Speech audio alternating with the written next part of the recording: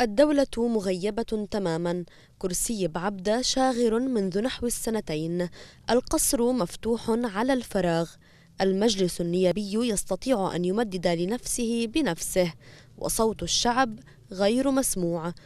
أما الحكومة مشلولة القرار، معطلة عن الفعل، وإن لا تزال على قيد الحياة كجسد بلا روح. وسط هذه الأجواء يتأهب اللبنانيون لاستقبال شهر انتخابي بامتياز، حيث باتت الانتخابات البلدية والاختيارية على الأبواب. ومع كل دورة انتخابية جديدة يشهد لبنان السيناريو نفسه، ينشر المرشحون صورهم لصقا على الجدران، يدلون بتصريحات رنانة عن التغيير الآتي مع فوزهم، يطلقون الوعود العسلية بمستقبل واعد سيطل على البلدات وناسها، ويطوفون على الناخبين لإقناعهم بأنهم الأجدر. ولكن هنا لابد أن نسأل: هل ستجري الانتخابات البلدية والاختيارية فعلا؟ طب أنت برأيك هالبلديات قدمت لك شيء قدمت لها الشعب خلال الفترة الماضية؟ يعني ما بعرف عن مناطق الغير، بس بعرف منطقتها انه صار في شوية improvements يعني عن قبل، في كم كلمة قالوها وانوعدنا فيهم وصارت يعني. ان شاء الله السنة كمان يعملوا ذات الشيء. وليه ما بدك تنتخبي؟ ما بتحبيهم يعني؟ ما بحب حدا، ما بنتخب حدا. أنا ما انتخبت ولا مرة بنتخب الصراحة، بس هلا بدي أحط ورقة ضد الأحزاب كلها. شيء شباب دم جديد ما بقولوا. شو ناوية تنتخبي ولا لا؟ لا شو بدي بهالشغله؟ لا شو اللي ما إله، خلينا بلا رئيس جمهورية بلا حدا، خلينا هيك مبسوطين مرتاحين. أنا بنتخب بجنوب، أنا بقضاء جزين صفراي، اسمي جورج حنا.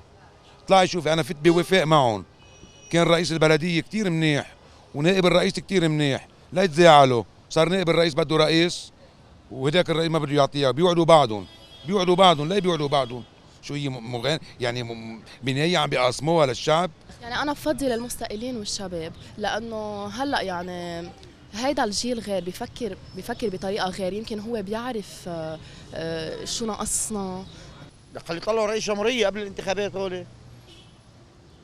مين بيطلع، البلدية ولا رئيس جمهورية بالأول؟ ليك البلد كيف فاضي، هذا جوعان وهذا جوعان وأنا جوعان وما في شغل.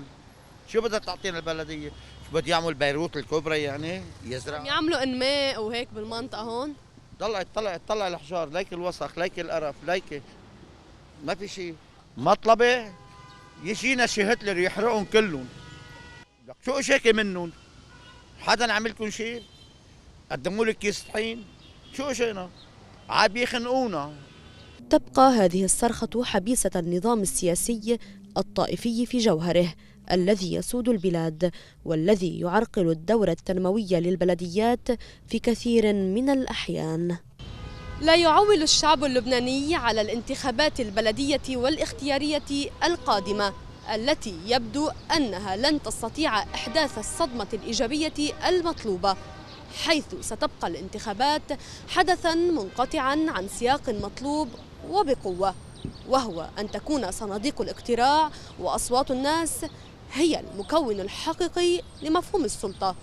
ولكن قد تشكل الانتخابات حالة اختبار للشارع السياسي أمام أي حدث انتخابي آخر لأي معنى أكبر كالانتخابات النيابية. من ساحة سيسيم في الأشرفية، بتول عبد الله، بنت جبال.org.